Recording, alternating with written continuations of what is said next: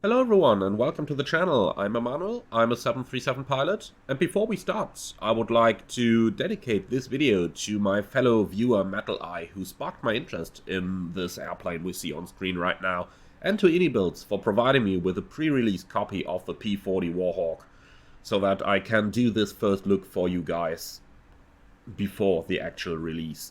So thank you very much to both of you, and now let's get started. I'm sure I don't have to introduce the airplane that we're seeing on screen to you. It is, of course, the P-40F WarHawk from iniBuilds. That is just about to be released, but at the point of this recording is not quite out yet.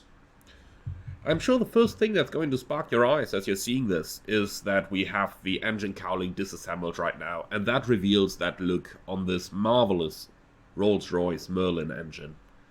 But can it actually hold up to what it promises from the visuals? Let's find out. Before we start though, the first thing that everybody of course is going into is documentation. Right? Right? Well, almost. Anyway, I do have to show you this, because iniBuilds does provide a quick reference card with the P-40F WarHawk, which actually covers all the different steps. And if you are like me and think like, wow, this looks complicated, then hold on, because after all, it isn't. And I was a little bit confused at first as well, because I'm not the typical warbird flyer, but what we are about to see is a marvelous airplane that is very easy to operate, while at the same time featuring a lot of modern features. Especially I'm thinking about the new CFD flight dynamics from Microsoft that are included in terms of primary flight control surfaces, and the propeller. They also feature an authentically modeled Merlin engine, delivering true-to-life performance curated with empirical evidence from type-rated pilots. So, iniBuilds have actually had a couple of pilots who do fly the real P-40F on their team, which is quite amazing. Going on from there, we do have a lot of features in there, but why don't we just about go and check them out ourselves? So, we'll start with a walkaround, and I will just about start right on the engine, because this is some amazing detail that we have up here on the Merlin engine. Just look at those details and look at this beast up here. Again, some superb details on the propellers up here, just like on the modeling, and that metallic effect looks really cool if you ask me. Overall, this is a superbly done 3D model, and I am sure that you are going to appreciate the cockpit just as well. The airplane comes delivered with a set of the most recognizable liveries, including pretty much all the main theaters where the P-40 has operated. And just look at this quality up here. Of course, iniBuilds, having started as sort of a company creating liveries, is at their very best in terms of modeling and creating those liveries. Also look at those tie domes over here. That is just amazing, isn't it? But visuals are of course not everything, so let's hop into that flight deck and see how well the thing looks from the inside and how well it will fly. And here we are in the cockpit of the iniBuilds P-40F WarHawk. Now you might be wondering, why is it the F series that they have modeled? And that is because the F is the first one that actually had the Rolls-Royce Merlin engine. Prior to that, they used a different engine on the plane. And of course the Merlin just is at a very special place. So, first thing that you are probably going to notice in the cockpit is the EFB up here. And in case you don't like EFBs, you can just get rid of it by switching the gun sight down here. And then you have the original gun sight as you would expect in the real plane from the time where it's been in active service. But quick look at the EFB before we actually start, because there is a little bit of interesting stuff on here. We do have the map, which is basically the default VFR map, and it says version 1 up here because they do plan to expand this post-release into a version that will actually include some flight planning features for you as well.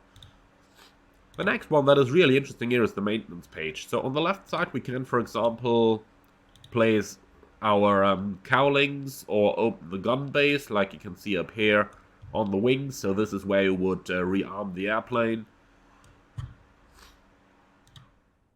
But the other interesting thing is on the right hand side here, and that is the component status. So we can see we do have some maintenance up here. So we see some spark plug wear, tire wear, hydraulic fluid and engine oil. Note that engine oil up here is decreasing rapidly. I've flown this plane for 45 minutes now, and it's already at 87%. And well, the tires are at 89, but that's probably down to my piloting rather than quick wear out. So do keep an eye on these before you go flying, otherwise you might encounter difficulties. Apart from that, we can also request weather up here, just like we are already used to from the A310. We do have some timers available and a stopwatch. And finally, we have some settings up here where we can choose between the civilian or military version. If you go for the military, it's going to install some armament. We'll also have a radio stack in here, because, as you will see in a moment, the radios that are installed in the 3D cockpit are those of the original airplane, and we can find them down here. But, unfortunately, this is not of great use anymore nowadays. So this is the radio box that we have installed on the plane, and if you do want to use modern days radios, you have to do it over the EFB. Now, quick check, everything's closed, let's get rid of that EFB and let's go flying. And as you might see that cockpit, you might at first think like, hold on a moment, this is too much for me. And if you think that, then you are pretty much like me. I thought the very same. And after all, iniBuilds did include those lovely new checklist features from Microsoft Flight Simulator, and they included a lot of the Sim Update 11 features. So if you really want to, you can just go up on the checklist, click on the preliminary cockpit preparation checklist. Then you can either use the evaluation up here, or you can just let the checklist be auto-completed. So that is how I did my very first startup, because, you know, I wanted to get that plane flying. But for now, we'll just about do things ourselves for the startup, and then for the shutdown, we will be using the checklists. Quick cockpit inspection then. Landing gear lever down, flap lever is in the most forward position. The throttle, mixture, and prop levers are fully back. Fuel tank selected off. All the switches are basically in the off position and the magnetos are off. And the circuit breakers are all in. The cowl flaps are fully down, so fully open. This is the cowl flaps in case you're wondering. Alright, and that concludes our pre-flight inspection, so let's go ahead and get our airplane started. Throttle, slightly open. Propeller max, mixture max. We'll select the rear wing tank. Magnetos both. Battery on, generator on, fuel pump on. Verify that we do have fuel pressure up here. And in case you don't see fuel pressure, the most likely reason is that you did not select the fuel tank. So, prime for a couple of seconds. Clear prop. Starter. Engage.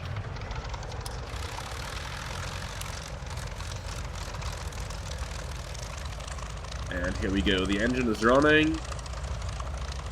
Don't idle it, that is not good for the engine.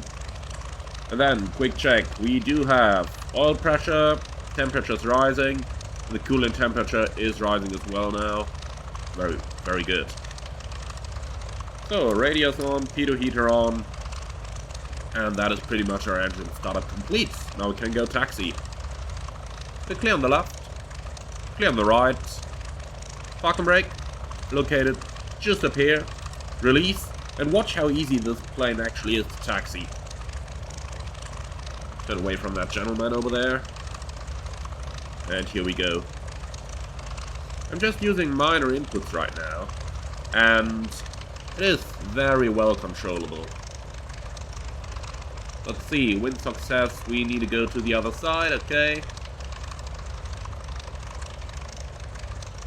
Just make sure to keep that speed under control, because the plane will accelerate quite a bit when you're running the engine at these power settings.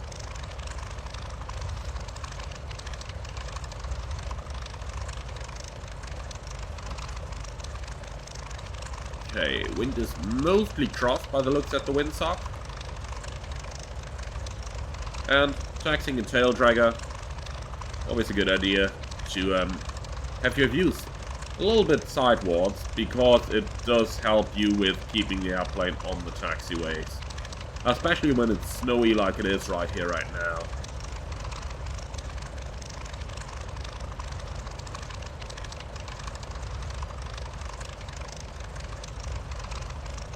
Would certainly help if they did a little bit of snow clearing here.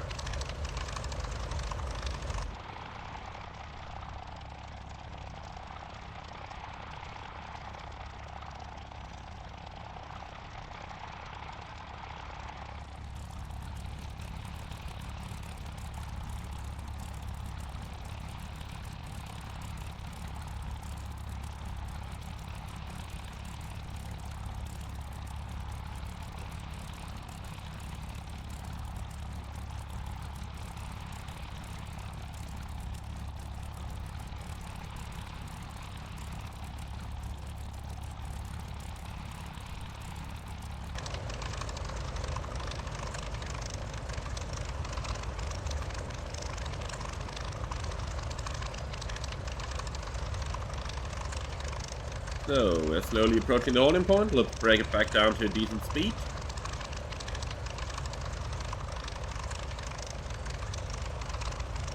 And I honestly like those taxi dynamics here. Note how easy it is to steer the airplane on the ground.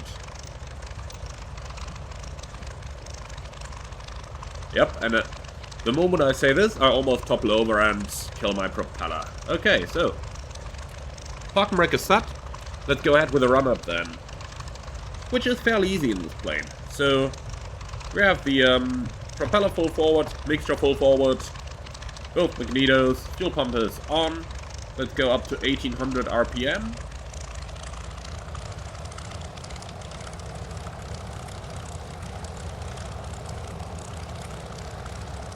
And here we are, and now we check our magnetos. So we are left. Observe the little fall there. Both. Back to 1800. Right. Observe the drop. Both. And we're back to 1800. Quick idle check of the engine. Make sure that it doesn't quit.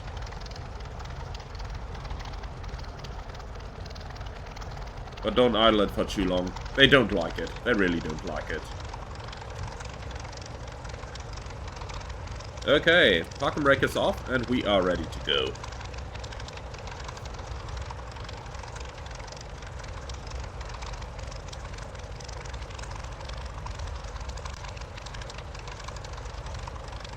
Clear left. Clear right.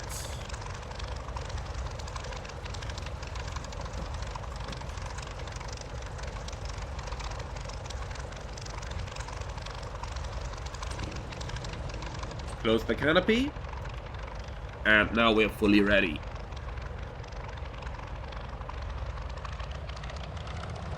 So, takeoff power, 50 inches, 50. Is set.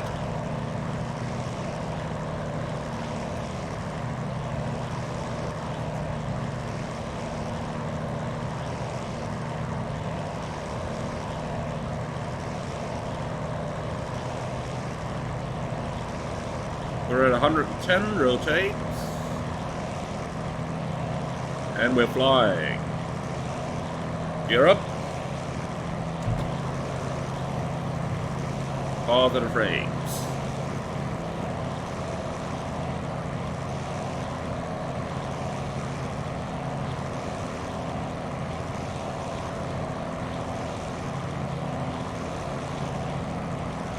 We didn't have any flaps out for the takeoff, so No need to retract those flaps. And the climb power is back to 40 inches on the manifold pressure. And maximum propeller RPM. Note that those propeller RPMs are going to change as you change your airspeed. So we're at 2,600 right now. With the prop levers full forward. Let's accelerate a little bit. And watch how the prop RPM is actually increasing down here.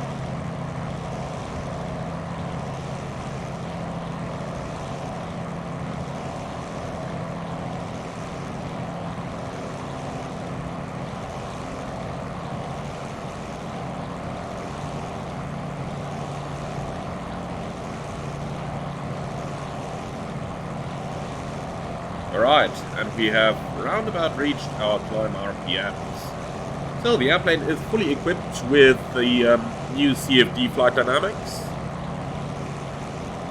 So let's see how those will actually handle. Something that came to my mind straight away as we flew the airplane is that the ailerons aren't actually very effective. Like, this is a full stick deflection. And from a warbird, I would expect that they have a little bit more power in the bank. But here's what we can actually do, and what a lot of real-life pilots did as well, and that is combine the ailerons with the rudder. So this is rudder inputs only, so let's combine an aileron roll together with the rudders. And remember, this is the rate of bank that we got previously just from the aileron. This is what we get if we include the rudders.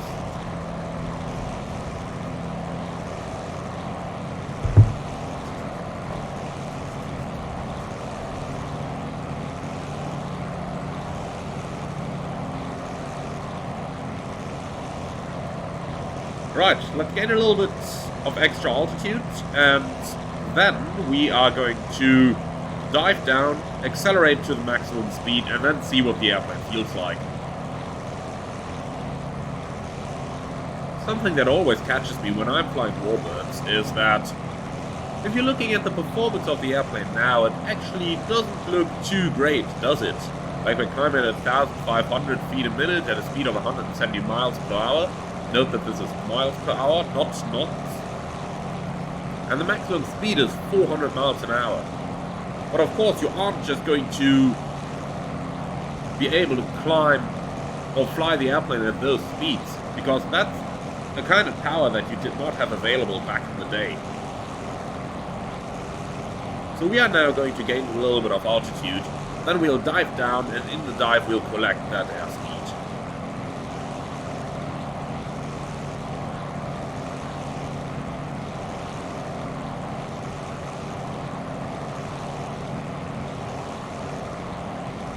So the ground elevation in this area is around about 5,000 feet, so we're now 6,000 above the ground. That does look like a good speed for me to start the dive. Be aware that as you're diving down, your manifold pressure is going to increase, so be prepared to keep that under control. You're looking at a climb power of 40 inches manifold with the RPMs staying right at the maximum. So let's give that a try.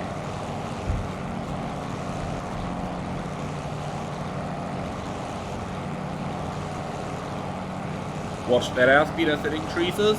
Watch the manifold pressure. And watch how quickly this plane gains its speed. We're now at 400 miles an hour and we've lost just about 5,000 feet of altitude. And this is what it feels like when you're flying at these speeds. I always love to do the low-level terrain following, because that gives you the best feeling for the aircraft, if you ask me. Because you'll just have to basically become one with the plane in order to be able to fly this accurately without killing yourself.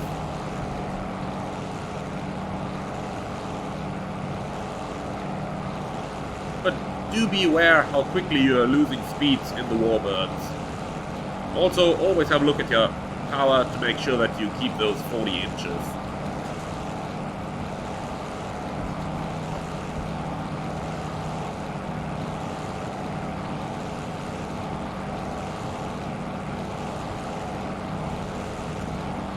Lovely flight dynamics here. It flies really nice.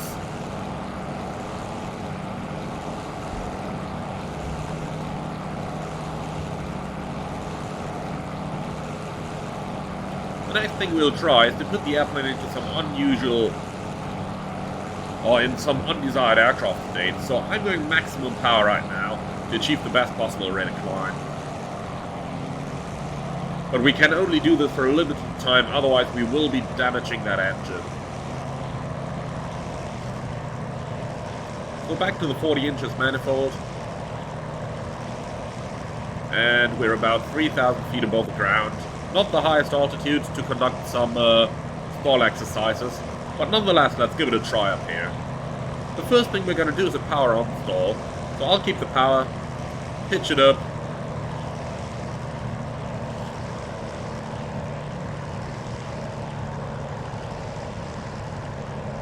Note how the RPMs are going back, and down we go. Recover, and there we have it. Okay, let's do the same thing at power off configuration. Pulling the power all the way back. Get it up high. And down it goes.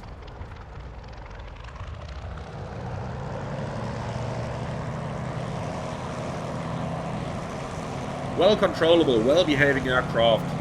Very balanced flight model overall. I'm not sure how much of that is attributed to the use of the new computational fluid dynamics in Microsoft Flight Simulator, but certainly it flies very well and very well balanced, so I'm pretty happy with that flight model and the way it feels. But now, let's get to do what everybody fancies the most, and that is of course landings and traffic pattern work.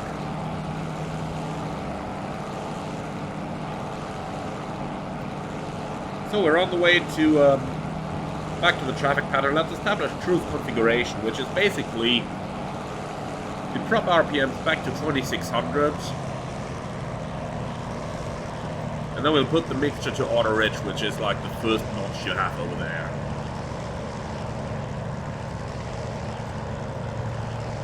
Sometimes takes a little bit to get those RPMs right, especially as you're changing airspeed. But 2600 is what you're looking for. So pretty much something like this. 40 inches can stay 2600 RPMs. Up here the mixture is going into the auto-rich position. And that is basically our cruise configuration. And we won't have to maintain this for long, as our airfield is pretty much somewhere over here.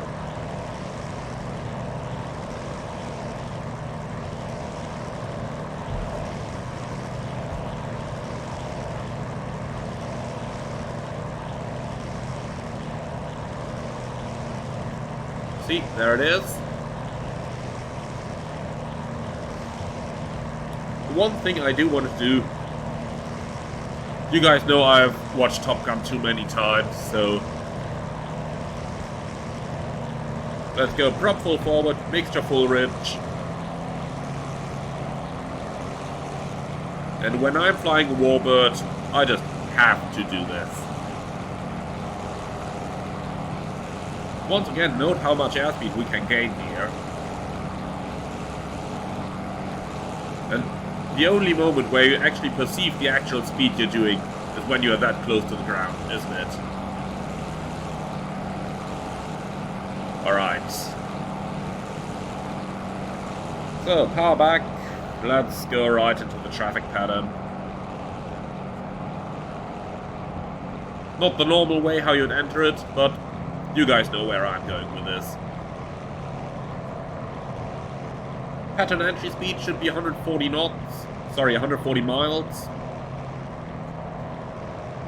And we find all this lovely information right on that quick reference card that is included. So if you have that one in front of you in one form or another, for example, I have it on my tablet right now, then that is really all you need to fly this plane. Gonna take Patron altitude here, 6,300. I'm doing one orbit in order to let my airspeed come down.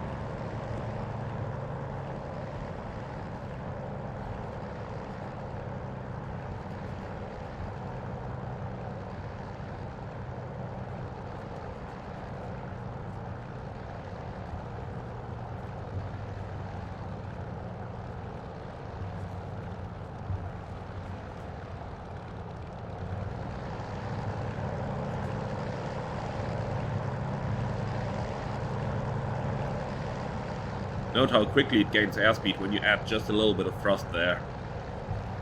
So, entering the pattern, we have 140 miles an hour, the fuel is on the richest tank.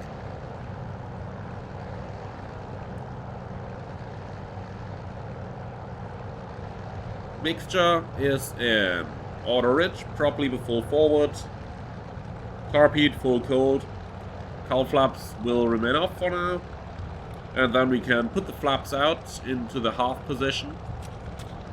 And that is really going to help us to keep that airspeed under control.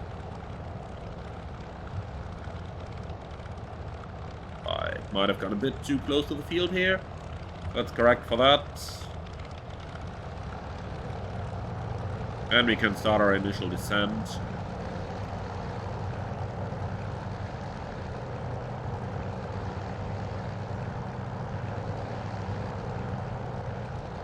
So, gear down.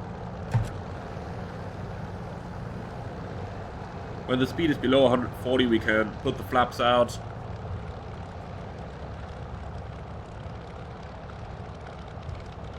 Like now. And then, where's our field? There it is.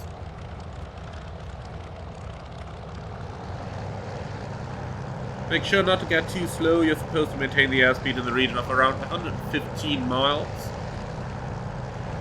So that is round about that first marker you see on the speed indicator there, above the 100. So something like this. So quick check. Gear is down, flaps are down. We are configured for our landing.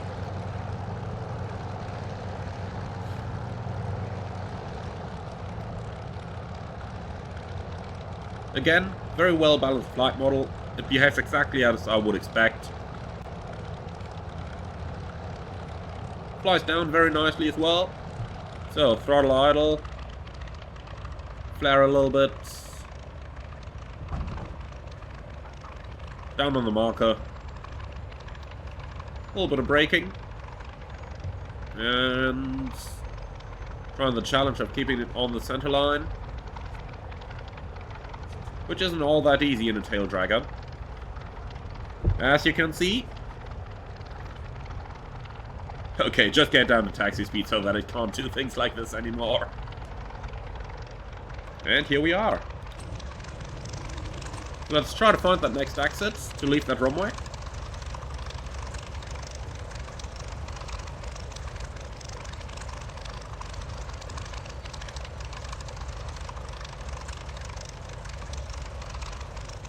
Might just about park right in front of the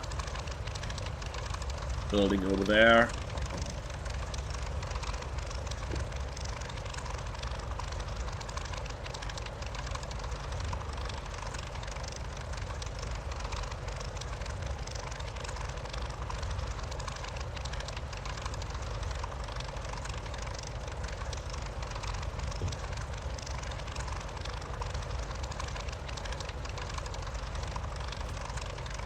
Okay. Parking brake is set, and I promised you that we would do the shutdown using the built-in checklist system to show you how well that actually works. So, quick look at the after landing, braking as applicable, flaps are going up, and taxi instructions as required. Now let's go parking and shutdown. And there are two ways how we can do this. One of them is going into the evaluation, and then of course the autocomplete. But I like to go for the evaluation. Let's do that.